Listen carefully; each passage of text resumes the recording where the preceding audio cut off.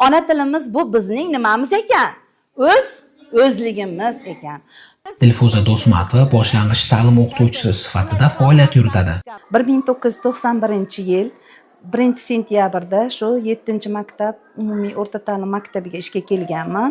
Hozirgacha shu maktabda ish faoliyatimni davom ettirmoqdaman.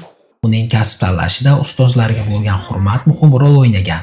Ta'lim sohasiga kirishimga asosiy sabab meni ustozim bo'lganlar rahmatli Saidmatov Abdumuttal degan domla.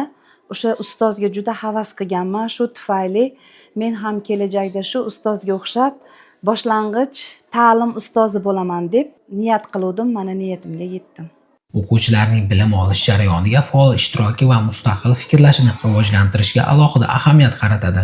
Kitob bizning nimamiz? Kitobdan biz nimalarni o'rganamiz? Boshlang'ich o'qituvchisi o'zi bolalarni sevuvchi, bolalarni yetaklovchi, bolalar uchun ideal shaxs hisoblanadi. Dilfuza Do'smatova o'quvchilarning yutuqlarini o'z mehnatining eng katta natijasi deb biladi. Hozirgacha juda ko'p sinf chiqardim. Shu sinflarimdan o'quvchilarim katta o'qishlarga kirdi. Hozirgi kunda davlat ishlarida ishlayapti. Mana shularni eshitganimda yoki oldimga kelib ustoz sizga rahmat, biz o'z yo'limizni topdik deb kelib menga rahmat aytganda shu sharafli tomonlardan o'zim xursand bo'laman. Shu kasbni tanlaganimga afsuslanmayman.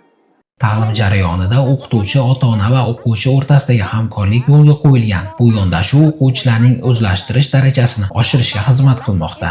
Avvalambor bu ota-onalar bilan hamkorlikda ishlash biz uchun, bolalar uchun juda ahamiyatli.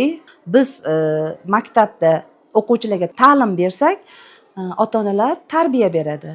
Shu ota-onalar bilan birgalikda hamkorlikda ishlasakdagina shu bolalarning ta'lim tomonidan ham, tarbiya tomonidan ham yuqori cho'qqilarga erishishimiz mumkin.